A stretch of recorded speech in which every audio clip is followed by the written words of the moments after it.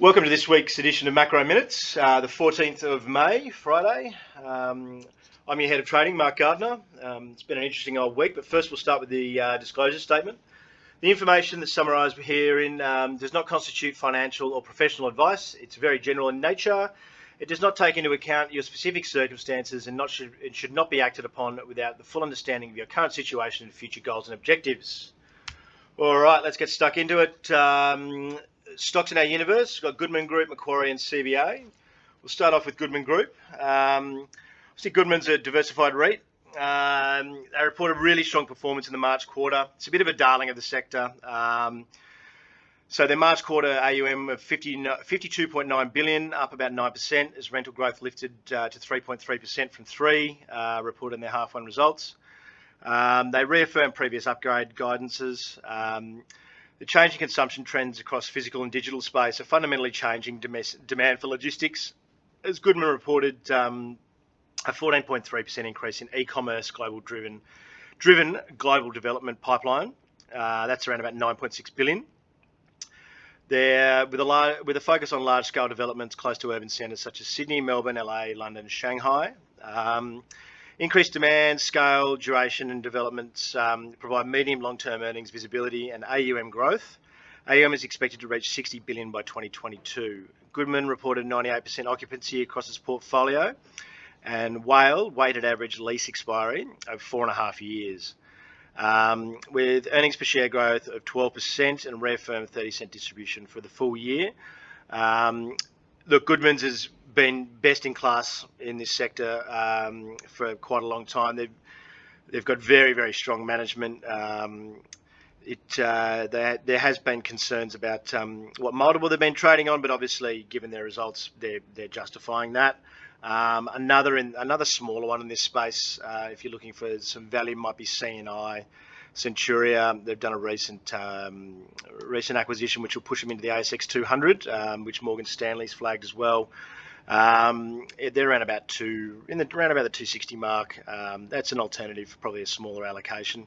They're very good at acquisitions. Probably should see those guys go up over the next over the coming months, particularly into the June rebalance. But moving on now to Macquarie Bank. So look, Macquarie's got a history of under-promising and over-delivering, which is always nice. They, yet again, positive financial year 2021 results. NPAT and NOI beat forecast by 1 and 0.4 respectively. Earnings per share at 8.43, increased 7% over PCP. And they beat expectations by 6.5%. 40% franked dividend of 3.35 was announced, beating forecast by 1.5%. Payable 2nd of July with a record date of the 18th of May. Despite the overall positive results, Macquarie maintains a cautious outlook. As explained before, they're always under-promising and over-delivering, so that's fairly normal for Macquarie. They expect to maintain a conservative approach to capital funding and liquidity management. Positive results were mainly carried by strong performance in their commodities and global markets operating segment. So when they say that their conservative approach to capital funding and liquidity management, obviously there was 10% of their profit was delivered by one particular department, which basically saw that storm coming and the bad weather, cold snap in Texas, and they were one of the the second largest transporter of gas in the area. I think the guy that ran the department got a bigger bonus than the CEO, about 25 million, which is fair enough. I think they made 3,000% on the trade. So they say conservative. However, they do have a tendency to come up with these great trades fairly aggressively quite often, or on a regular basis anyway. Probably not often. So look, their other sectors of their that they're operating, basically marginally their banking and financial services were basically marginally better. Significant offsets in asset management and Macquarie Capital operating segments. Macquarie Asset Management down about 5% year on year to 2 billion due to decreased performance fees versus the previous period, decreased other fees and commission income, and decreased net operating lease income from the sale of the Macquarie European Rail, which was partially offset by increased net income on equity and debt investments. That would be expected year on year, particularly given the market's turmoil last year. The trading volumes were quite high, with people getting in and out. So you would really expect that probably to continue, but to be largely expected, truth be told. So it's nothing to be particularly concerned about. Now we're going to move on to one of the more boring banks, CBA, which is essentially just a very large mortgage portfolio, really. CBA released a positive third quarter 2021 update. Unaudited statutory NPAT of 2.4 billion, 24% increase over the first half quarterly average, mainly driven by an 8.1% increase, or 3 billion in business lending compared to the previous period. That would have been largely expected, obviously, coming out of COVID. CBA also announced a 5.3% increase in third quarter 2021 over the previous period in home lending, which is roughly about 6.7 billion. Budget providing stimulus for first home buyers will further boost home lending growth. Deposits up 14% in the third quarter. However, CBA did report a slight uptick from 0.57 to 0.62 in bad debts as home loan deferral program concluded, with the personal loan and credit card arrears falling. Look, 0.57 to 0.62 realistically is not of any remote concern. The default rate in Australia has always been low, which is why credit cards at 17% are almost criminal. It's really I dare say it's really not going to affect or start to gain any steam, that default rate. So it's nothing to be remotely concerned about. CET1 ratio of 12.7 for CBA, reported with a 10 basis point increase during the quarter. They did issue 1.18 billion of CommBank Pearls, Basel III compliant, in April, which will add 26 basis points to Q4 CET1 ratio. However, CBA could miss expectations of 59 basis point increase for second half of 2021. Income rose 2% from higher margins and higher non-interest income, with loan impairment expenses significantly lower, as positive economic outlook caused CBA to unwind provision levels. However, they do remain cautious going forward. I think that's just a standard line they throw out there. You've probably heard that in Macquarie's as well. Everyone likes to think that, to know that their bank is cautious going forward. It's not really an Australian thing for banks to be too aggressive. So you pretty much hear that out of all of them, to be honest. Housing prices staying strong is really great for these guys. It was recently in the mid-90s.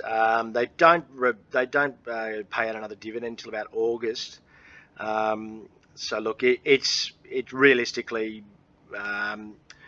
it's the largest contributor to the index on a single company basis. If the index goes up, CBA is going to go up.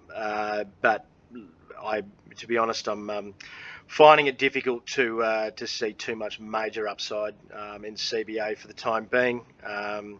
You've possibly got better opportunities elsewhere, particularly in some of those cyclicals in commodities and things, or obviously Macquarie Bank. Another alternative trading department's has got a recommendation out on is Virgin UK. Similar sort of style, however, just taking advantage of the geographical part that the UK has just come out of lockdown. They're going to be the first to hit that herd immunity. The Brits are very good at austerity measures. They were one of the first guys to make the hard choices in the GFC, and they came out of it quicker and better than most other countries. So if you're looking for something with a little bit more chance to have a run to the upside, probably have a look at Virgin UK. It's obviously not the same size as these guys, but they're about a 3.5 billion market cap. It's the old Clydesdale Bank rebranded, which is probably fortunate. Clydesdale Bank's not exactly the greatest name. They're currently around about that 350 mark or something. The outlook for the UK economy is about 7.5% growth over the next year, which the Bank of England just recently upgraded. So it's one to consider anyway. Rightio, stocks to watch out for: IPL, James Hardie, and Webjet. So we'll start with IPL. They'll be reporting their first half results and interim dividends on the 17th of May. They've had a bit of a rocky time of it lately. This is a stock that's been under pressure. It's a current recommendation in the trading department as well. Basically, the source of the negativity has been the failure to get their refrigeration compressor, their Waggaman plant, ammonia plant. They've updated the market nearly 3 times on this, and they've pushed it back and said they were going to fix it in 2 to 3 weeks, and then they've come out twice more and said it'll be fixed in 2 to 3 more weeks. Market's just not at a price at the moment where you can afford to be lax on your communication. So they've deservedly been hit quite a bit. They've probably dropped a little bit too far in my opinion, but look, you can't afford to disappoint the market at the moment. Netflix found that out, disappointing in only slightly in one sector over the US reporting season. They dropped 13%.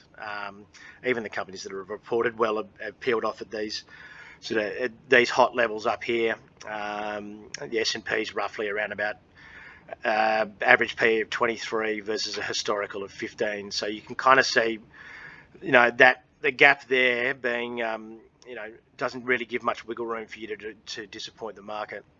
The share price on IPL has exhibited usually about an 83% correlation with the prices of ammonium phosphate, DAP. The prices of that commodity have been pretty highly elevated, and they're expected to last till probably financial year 2022, driven by the absence of Moroccan and Russian supply. So looking ahead, they just need to get this outage thing out of the way. But look, once that gets out of the way, and obviously they can do some reporting, which apparently that is flagged to be about affect their profit by 33 to 42 million, and hopefully it's less than that. Otherwise, they're possibly going to take another hit, disappointing the market. But the underpinning fundamentals there for what they do as a total business is a very strong thematic. So look, you'd probably look to buy dips in that sort of thing. And it'll really take advantage of those great weather conditions of El Nino having a positive effect on the Australian eastern seaboard. So look, I think those cyclical stocks will continue to do well, and this one will get dragged up eventually. They just need to get this sort of thing sorted out and get their communication in order. James Hardie's up next here. It's reporting on the 18th. Basically, construction activity has been super upbeat. Building approvals have been shooting the lights out, historic highs. Investors will be closely watching the update to see how positive the next update is. They gave strong earnings guidance on the 9th of February, in which they targeted financial year net operating profit in the realms of about $450 million US. On the flip side, people will be watching the rising pulp prices, which have seen a 45% markup in the past 3 months, rising freight costs, and potential offset gains could potentially offset the gains in the top line revenue growth. That lumber market, the units that they trade in there, they had a previous record high of $600 leading up to November. I think as of about a week and a half ago, it was more around $1,600 for lumber, adding about $25,000 for the average cost of an average home in the US to be built. So realistically, they'll have to be wary of those input prices, particularly for their chipboard stuff. It could be obviously very, very beneficial as long as they're able to pass that sort of significant uptick in costs onto the consumer. So which could prove to be a challenge. So, but it's had a very good run as well. So, it's just something to be wary of if you're holding it in your portfolio. I'm not entirely sure you'd be looking to add to your position up here until we see this guidance. Now back to stocks in the realms of being under pressure. Webjet, it's be announcing its financial year results on the 19th of May. Company's been left hanging after budget announced extra funding support for tourism industry, steer clear of prescribed date to reopen international borders. They're talking 2022. Look, I think it's fair the government hasn't prescribed a date. They're basically, it's so dependent on other countries and too many moving parts. To be honest, Webjet's realistically got 80% of their stuff's domestic anyway, so international travel's really not going to be a massive thing. Webjet probably needs to look to. They've got a lot of UK businesses. The UK has reopened. They dragged their restrictions back to tier 3, which apparently now you can hug someone in the UK in public, which was a very odd thing to be able to stipulate. But so their WebBeds business and things in the UK are quite important. So they could see a bit of an uptick there. Europe vaccination rollouts is definitely improving. Obviously, probably not a lot of domestic travel going on there in the UK. So they will benefit from a European reopen. Yeah, look, for investors in travel names, the update's expected to reiterate the impact of continued shutdowns, which has made the B2C segment almost non-existent.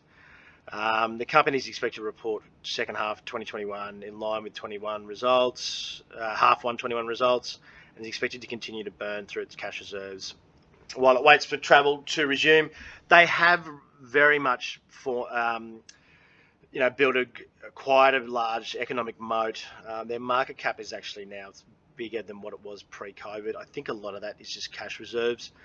The share price has been absolutely just not obliterated, but the price action has been extraordinarily poor in that thing. You'd probably want to see it stabilise a little bit.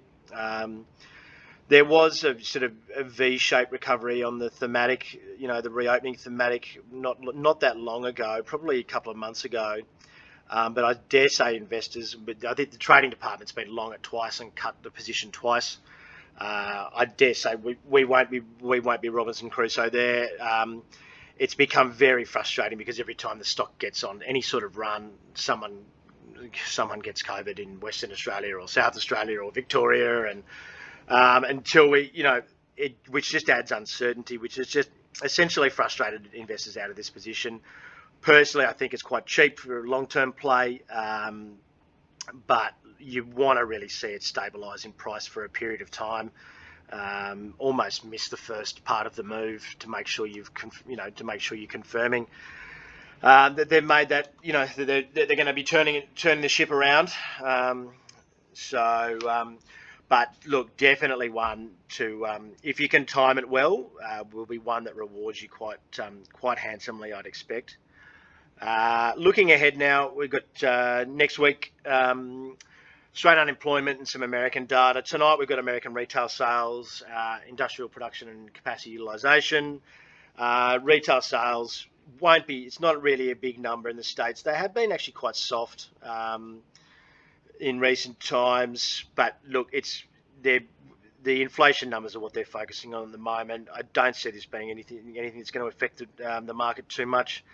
It is pretty forward-looking, so look, it may give some confirmation to the US recovery, and there's a lot of volatile items in there, like car sales. Used cars have rallied about 20% in the last few weeks because of the chip shortage, so that number could be quite erratic.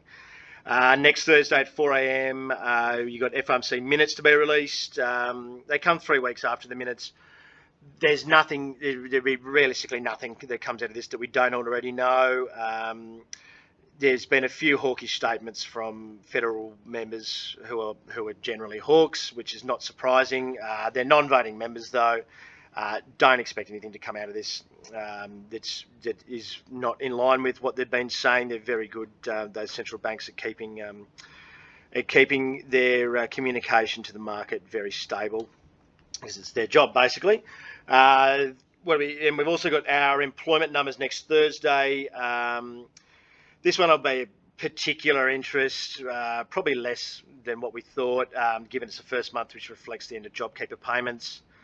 All of the other peripheral numbers like ANZ job ads, the SEEK numbers, etc., are basically saying that JobKeepers have the end of JobKeepers had no effect on hiring basically at all. We're realistically, the economists and analysts generally under predict this number.